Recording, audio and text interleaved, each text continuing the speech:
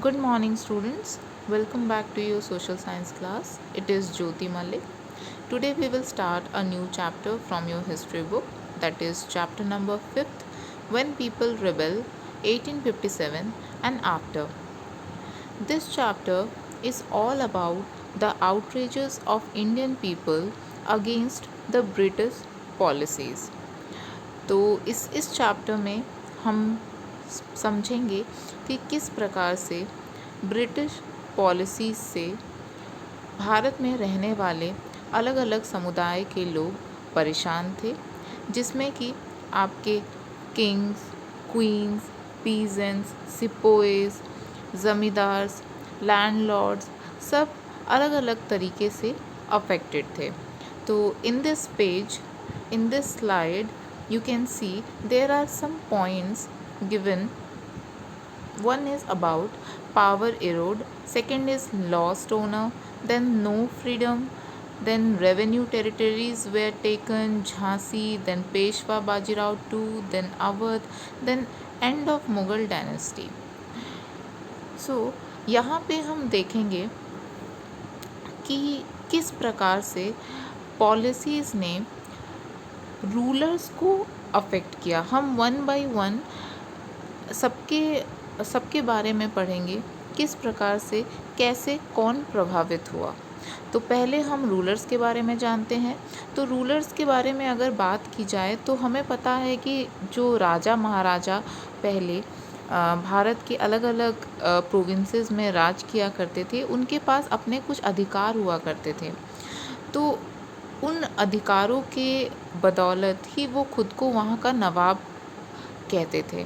लेकिन जब ब्रिटिशर्स के हाथ में सारी पावर आ गई तो धीरे धीरे इनकी ये जो शक्ति थी, उनकी जो नवाबी थी, जो शक्ति थी, वो समाप्त होने लगी।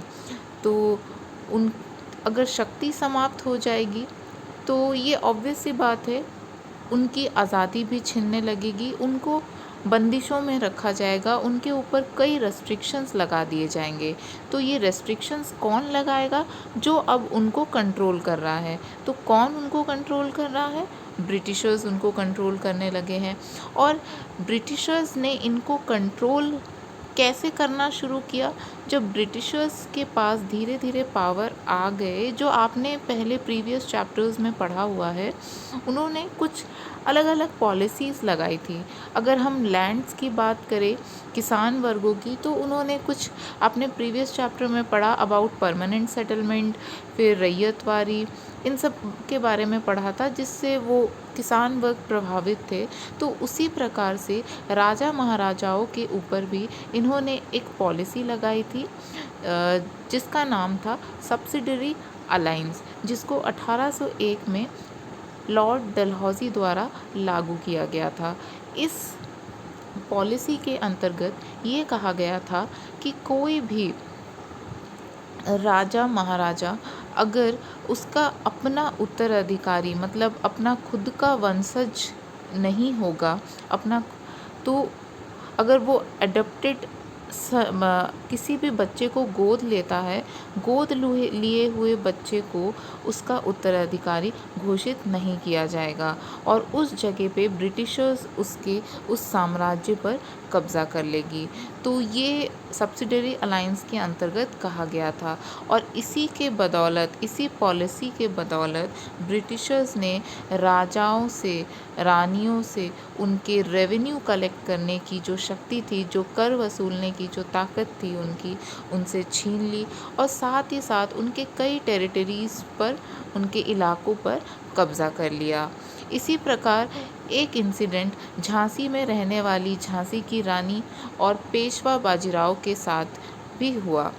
उन्होंने सोचा कि वो ब्रिटिशर्स के साथ नेगोशिएट करके अपने राज्य को बचा लेंगे, क्योंकि झांसी की रानी का अपना खुद का बच्चा नहीं था, उसने गोद लिया हुआ उसका बच्चा था, जिसको ब्रिटिशर्स एक्सेप्ट नहीं कर रहे थे एज अ उत्तराधिकारी, एक उसके उत्तराधिकारी के रूप में उसे एक्सेप्ट नहीं किया जा रहा था। और पेशवा बाजीराव II जो थे वो भी एडॉप्टेड सन थे। तो इन दोनों ने सोचा कि हम नेगोशिएट करके ब्रिटिशर्स से इस मसले को सुलझा लेंगे, लेकिन उन्होंने इनकी बात नहीं मानी और इनकी बात को नेगलेक्ट कर दिया गया। और 1856 आते आते ब्रिटिशर्स ने धीरे धीरे मिसगवर्न का बहाना बनाकर अवध जैसे इलाकों को फाइनली कब्ज़ा कर लिया और उसे अपने तरीके से वहाँ की राजनीतिक सत्ता को संभाल लिया। और अंत में लॉर्ड कैनिंग द्वारा, जो कि गवर्नर जनरल हुआ करते थे, उन्होंने मुग़ल डायनेस्टी की भी अंत की घोषणा कर दी। बहादुर शाह जफ़र, जो मुग़ल साम्राज्य के अंतिम शासक थे, उनकी मृत्यु के बाद उनके परिवार को लाल किले से हटा दिया गया और ये घोषित कर दिया गया कि उनके बाद अब कोई भी मुग़ल शासक नहीं होगा। तो इस प्रकार से रूलर्स प्रभावित हुए ब्रिटिशर्स के पॉलिसी से। अभी हम दूसरे स्लाइड में देखेंगे कि किस प्रकार से पीजेंट्स और सिपाही वर्ग किस प्रकार से प्रभावित हुए। किसान वर्ग प्रभावित थे ऊंचे कर और हार्श मेथड से। किस प्रकार से उनसे कर वसूला जाता था, जो कि एक फिक्स्ड अमाउंट था, जिसे देने के लिए किसान वर्ग हमेशा असफल हो जाते थे, कभी वो उसको प्रॉपरली दे नहीं पाते थे। उसी प्रकार से और नहीं देने की वजह से उनके ज़मीनों पर ब्रिटिशर्स द्वारा कब्ज़ा कर लिया जाता था। और यहाँ पे जैसे सिपोए की बात की गई है, अब सिपोए कैसे परेशान थे? सिपोए इसलिए परेशान थे क्योंकि उस समय भारत के कुछ लोग ब्रिटिश सेना में भी काम करते थे और ब्रिटिश सेना में काम करने की वजह से उन्हें ब्रिटिशर्स के अंडर में रहना पड़ता था। ब्रिटिशर्स ने कुछ पॉलिसी लागू कर दी थी 1856 में, जिसके अंतर्गत उन्हें सी रूट को क्रॉस करते हुए अन्य जगहों पर जाकर युद्ध में भागीदारी दिखानी होती थी। तो उनको कहा गया कि आप बर्मा में जाकर लड़ाई करें, बर्मा जिसे आज के समय में म्यांमार कहा जाता है, और जिससे हमारे भारतीय सैनिक परेशान हो गए। उन्हें ये उनके रिलीजियस सेंटिमेंट को डिस्ट्रॉय करना जैसा लगा। उन्हें लगा कि उनके रिलीजियस सेंटिमेंट के साथ खेला जा रहा है और साथ ही साथ उन्हें किसी भी प्रकार उनको वेतन नहीं दिया जाता था और किसी भी प्रकार के अलाउंसेस या कुछ सर्विसेज प्रोवाइड नहीं किए जाते थे। तो इस प्रकार से किसान वर्ग और सिपाही वर्ग परेशान थे। तो यहाँ अब तक हमने 3 चीज़ों को जान लिया, किस प्रकार से रूलर प्रभावित थे, किस प्रकार से किसान प्रभावित थे और किस प्रकार से सिपाही वर्ग प्रभावित थे। और किस चीज़ से प्रभावित थे? ब्रिटिशर्स के द्वारा लगाए गए पॉलिसीज़ से। अभी आप नेक्स्ट स्लाइड में देखेंगे, यहाँ पे लिखा गया है रेस्पॉन्सेस टू रिफॉर्म। यहाँ पे बताया जा रहा है कि किस प्रकार से ब्रिटिशर्स के अलग अन्य रिफॉर्म्स के वजह से, बदलाव के वजह से, किस प्रकार जो सामान्य लोग थे, जो सामान्य वर्ग थी, जो प्रजा थी, वो किस प्रकार से प्रभावित हो रही थी। तो ब्रिटिशर्स ने कुछ लॉ पास किए थे उस दौरान, 18वीं शताब्दी के दौरान, जिसके अंतर्गत उन्होंने सती प्रथा को बंद करने की बात की, विधवा पुनर्विवाह की बात की, जिससे भारतीय समाज असंतोष थी। उन्हें लगता था कि उनके संस्कृति के साथ, उनके कल्चर के साथ मिसबिहेव किया जा रहा है, उनकी संस्कृति को समाप्त करने की कोशिश की जा रही है। और साथ ही साथ उन्होंने जगह जगह पर क्रिश्चियन मिशनरीज शुरू कर दिए और जिसके अंतर्गत उन्होंने अंग्रेजी शिक्षा का ज्ञान देना लोगों को शुरू किया और इंग्लिश को सबसे ज़्यादा प्रमोट करने लगे स्कूलों के माध्यम से। और इन सब परिवर्तनों से जो सामान्य वर्ग थी वो काफ़ी परेशान हो रही थी।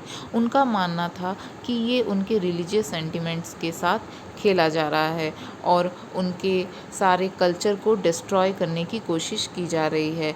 तो इन सब प्रॉब्लम्स को सॉल्व करने के लिए ब्रिटिशर्स ने एक और नई टेक्निक अपनाई, जिसके अंतर्गत उन्होंने कहा कि अगर कोई भी भारतीय अगर अपने धर्म को परिवर्तित कर लेता है तो उसे ये अधिकार दिया जाएगा कि वो अपने प्रॉपर्टी को इनहेरिट कर सकता है, मतलब उसका अपना मालिकाना हक उसको दे दिया जाएगा उसके प्रॉपर्टीज़ पे। और जो अपने धर्म को परिवर्तन नहीं करेगा उसके पूरे प्रॉपर्टीज़ पे ब्रिटिशर्स कब्जा कर लेगी। तो इस प्रकार से इनके इस बर्ताव से पूरी समाज परेशान थी। उन्हें अपने रिलीजन डिस्ट्रॉय होने की चिंता थी, कस्टम्स, ट्रेडिशंस, हर तरीके से उसमें बदलाव देख के वो परेशान थे। इसके नेक्स्ट पार्ट हम डिस्कशन करेंगे इन द नेक्स्ट पार्ट। तो आज के लिए बस इतना ही।